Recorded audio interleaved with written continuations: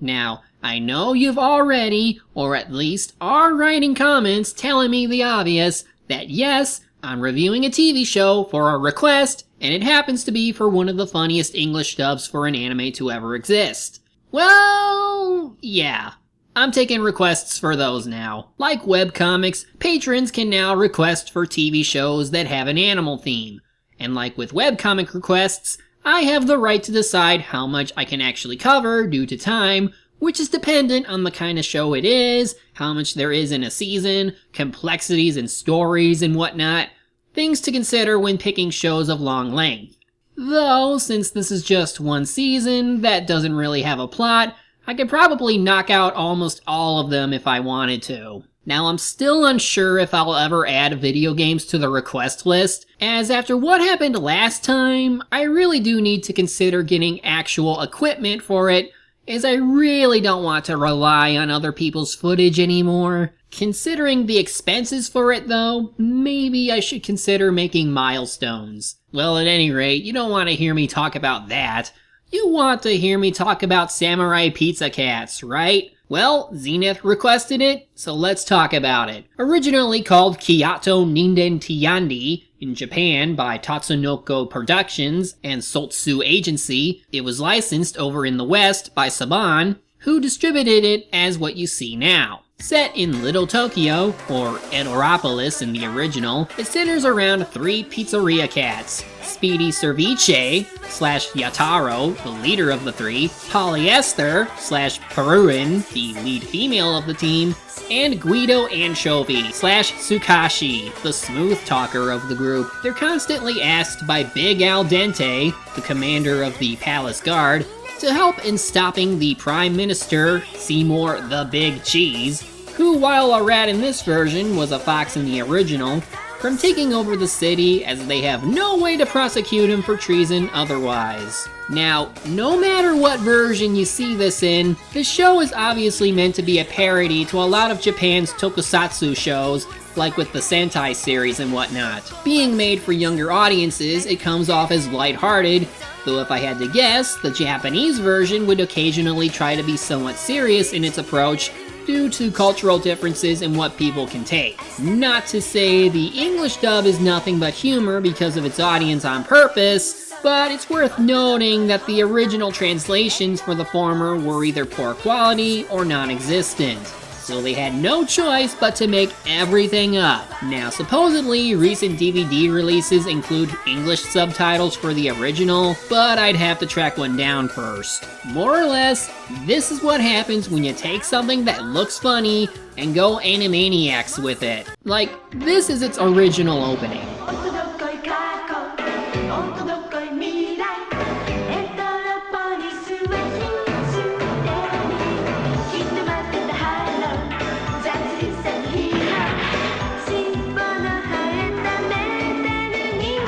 This follows in line with most anime openings, where it has original animation and to a song that's meant to get you into the mood for the kind of show that it is. Lighthearted, but expect some exciting action to it. And then this is the English dub's opening. Samurai Pizza Cats. Oh yeah! Who do you call when you want some pepperoni? Samurai Pizza Cats. Right on! They're stamping out crime and you know that ain't baloney. This one is meant to tell you there's almost nothing but gag humor throughout the entire thing, with cheesy names, slapstick, hell, the lyrics often reference pop culture stuff like, They've got more fur than any turtle ever had. Also, it's worth mentioning that Michael Arrington, one of the English writers who sang the song, was drunk at the time, and they even left in a line that mentions love hangover. And it made it in anyway! What the hell am I supposed to take from this? Like, were they serious? But in hindsight, not knowing what the original was about and making up your own stuff like it's some kind of abridged series would turn out well in its favor, as the actual dialogue they provide is genuinely funny. It does appear self-deprivation at times though, as even I can tell that no one is saying that the food is bad in the original. The Samurai Pizza Cat's Pizza Parlor, where you'll find the bravest heroes on earth, the customers. Do we serve shrimps? Of course we do. Sure, it doesn't matter to us how short you are. Watch out, hot stuff coming through! Wait till this cheese is molded. So what? gotta eat your greens, don't you? いらっしゃいませ。ピザキャットへようこそ。Hey, お待ち。はい、トロロクター渡せ。はい、こちらハマチピザ。こっちは月見ね。 Of course, even then, oftentimes it devolves to the kind of childish banter you'd see in a 4Kids dub. What a loser. Hey, what goes around comes around. So long. Stop, that's my order.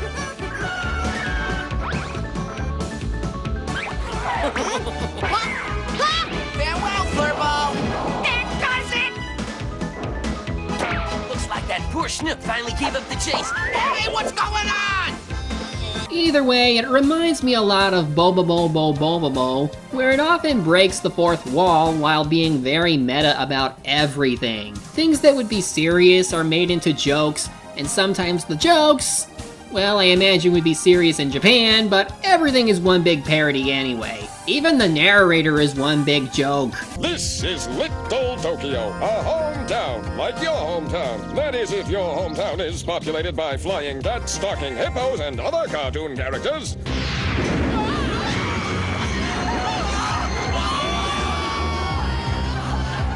An entire city block is flattened in the blink of an eye, including a retirement home for aging Ninja Turtles.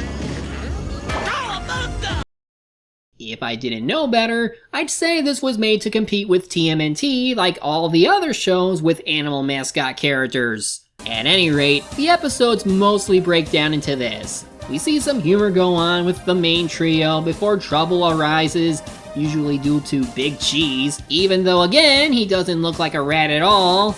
And the cats go out to stop whatever baddie and or mecha he has before wrapping up with what's more or less the punchline. There isn't really a plot per se. Outside of Big Cheese trying to take over the city, it just becomes like any other Sentai series where it's more about the monster of the week and then whatever drama that can be had. There's really not a whole lot I can go on in that case besides the characters, humor, and writing. Speedy, in this case, is depicted as a goofball, very confident in his abilities and wants the most attention. When in fights, he's usually the one to end it in typical hero fashion, which again parodies how with Toku series, the last attack is always the flashiest but the deadliest. He often argues with Guido, whose gimmick is he loves women, but is constantly rejected, over the affections of characters like Lucille and Princess V. There is something that can be said about them playing off each other well, as while Guido is more prone to be more meta out of everyone here, from what I noticed from most of the episodes I've seen, them competing with each other can get plenty of laughs. Polly is also a lot of fun. While temperamental, she knows how to keep the two in line, and she gets plenty of good dialogue to go. Now it's time for the claws that refreshes. Come and get it, lovebirds!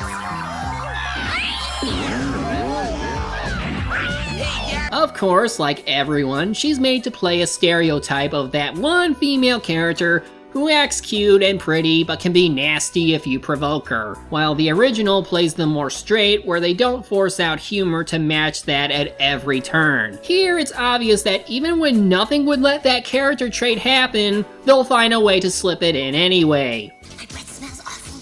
I forgot to brush my teeth after lunch again. Then of course you have Big Cheese, who despite constantly making it evident he's responsible for everything, he gets away with everything! Yet he probably has the funniest voice in all of this.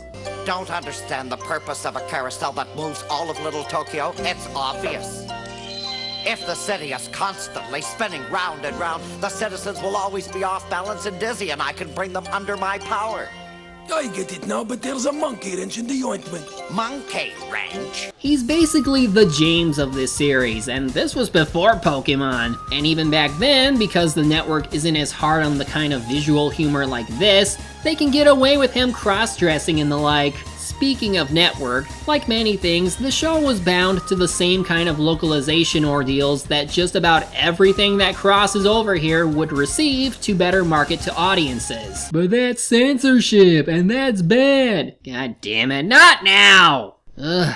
But yeah, some things I get because not everyone is going to understand the humor of the original, and even in the most direct translations, like you see with Funimation, They do take liberties so that it keeps with the original, but so the audience isn't so confused. Though some changes don't really make sense at times. Like 4Kids, they often change or downright remove text that's on signs and the like, but it often feels inconsistent as there are plenty of times where they keep the Japanese text but then switch it with paw prints on close-up shots. Then, besides switching 2 episodes around early on, about 12 of the episodes weren't even aired in the US at all due to censorship issues, while another 2 were removed due to just being clip shows. See? They took out stuff! That means it's bad! Ugh. Yes, that can happen, but they still dubbed them, so it can't all be that bad. What could be in them that even TV couldn't show? Well, what do you think, fellas? How do I look? I mean, you look just nothing. Thank you, my old friend. I've worked long and hard to find just the right look to lure Princess Vi into my romantic trap. One look and she'll beg me to marry her on the spot. Road Company of Grace. I got Olivia Newton-John's part okay by you? So they let the other stuff slide, but not this? Even with some of the unaired episodes, they still managed to do well in making some of these awkward situations and rolling it with the humor style they wanted. And humor aside, a lot of these scenarios are pretty creative on the original's end. In one episode, Big Cheese offers Emperor Fred a chance to allow these 2 Idaho guys to dump toxic potato peelings in exchange for a lot of money. And in addition, he gets a nuclear potato that could be deadly to the public. A nuclear potato! Now I've heard everything. And all that effort into trying to stop this exchange and whatnot, and the payoff was that it wasn't even a nuclear potato, but a regular one. It's so silly, and yet I can't help but find it hilarious. Then, of course, an episode involving a weather machine. With your power booster unit, I will create storms the likes of which have never been seen in Little Tokyo. I will have created chaos that only I can undo. Your problems are over. I'm here to save you. Rain, rain, go away, come again another day. The people of Little Tokyo will bow to my powers and bestness will boom. Gosh, that could send oil prices skyrocketing. Can you imagine? Gasoline for over $1 a gallon? Of course, it also shows just how far they'll go to make something that's otherwise sentimental into a gag. So, son, you want to follow in your old man's footsteps? Not exactly. One of us has to find a way out of this silly animation contract. But in true Toku fashion, our heroes get special suits that they only use in very tight situations, though they heavily remind me of Gundam in this case. They even have their own giant robot that also seems Gundam influenced in a way. Though really, this is the kind of show that if you know what kind of time it was made in, you can very well understand why it would appeal to people who liked TMNT. It's very cheesy and at times dumb, but there is a charm to it that makes it hard to dislike. Plus, had it gone on for another season or had that spin-off series occur, it probably could have opened up more possibilities for the blend of humor and drama it has. Now, there are a few plot points that do tie into each other later on. In episode 21, Big Cheese runs out of money to pay his goons, so Bad Bird, the lead samurai crow that continually fights Speedy, ends up working at the pizzeria the cats work in, and he actually starts to contemplate maybe becoming a good guy since he actually likes his environment, but ends up going back to his old job. Listen, before I go, I just want to thank you and all the others for your faith and trust in me. But where are you going? What about the pizza cat? We'll always have Paris, but now I've got a job to do, Flopsy. Where I go, you can't follow. What I gotta do, you can't be any part of. Oh, but I'll cherish the memories of our times together. Hey, I don't remember any of that. Do me a favor and say goodbye to the others. And whatever you do, don't drink any water out of the tap tonight. What do you mean? Farewell, Flopsy.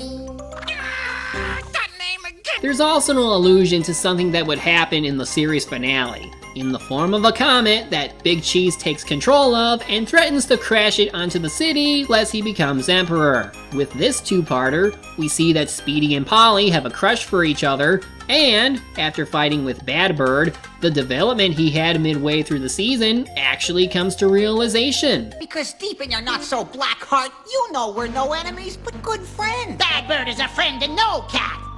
Remember all the good times? There were so many. Just think back. He mocks me. Huh? But in spite of his protest, the memories came flapping by him. I can see now that I've always been fighting in the wrong direction. And now, if only there were time to make up for my dastardly deeds. Too late. We can keep this comet from destroying the world together. There's nothing we can't do with our powers combined. You are good. You can be a hero. Yes, my friend. Although, to add to my feelings to the show overall, I also want to throw how this sounded in the original. おめえ、ピザキャットのカラス山支店を開くのが夢じゃなかったのか。どうして貴様がそれを。おいらの正体はピザキャットの店員プー太郎だ。なんだと。説明しよう。原丸は以前ピザキャットでアルバイトをしたことが。真面目で優しい男なんで、おからちゃんのためにもこれ以上悪事を重ねるな。やったろう。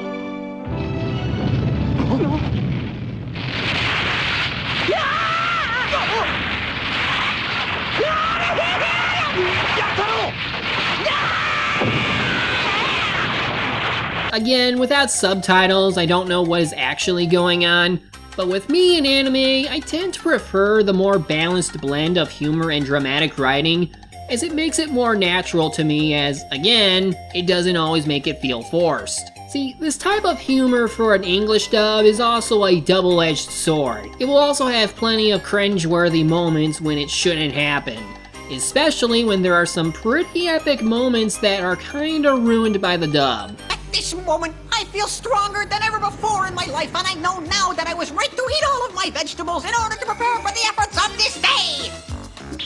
And this time when the pink potion swirled round Speedy's mighty Ginju sword, he could feel the connection he had to the supreme catatonic, and his mighty sword became two Ginzu swords to match the dual force of his new catatonic allegiance with the strong and now good Bad Bird, who was controlling what had become a double-strength beam from within the Comet Crusader.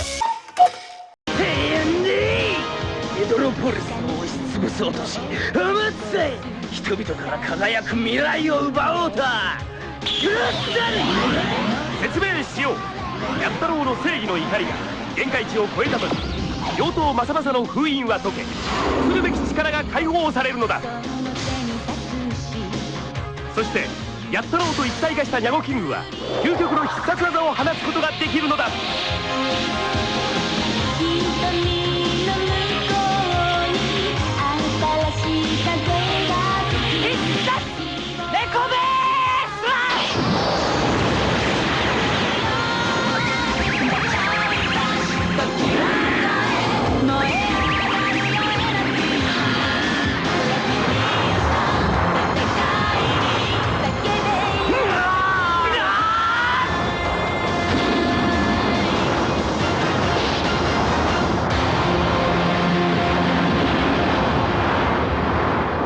Though when all is said and done, it's harmless compared to what other companies would do with their anime. But I can excuse this dub a bit because it really didn't have anything to base off of, so it came down to just doing whatever they thought was acceptable. Though really, I probably would enjoy the original more if I could find subtitles or get a hold of the Japanese DVD release with them in it. That isn't to say the dub isn't bad on its own. As far as 90s cartoons go, it definitely has plenty of good moments, and you can tell the writers were having fun with what they were working with.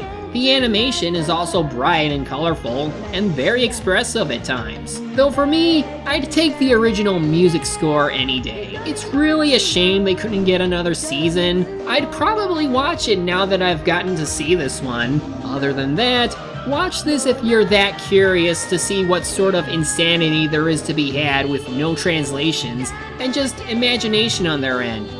You probably will have a blast. Next time, we're going to take a trip to South Africa to meet an unusual monarch. See you then.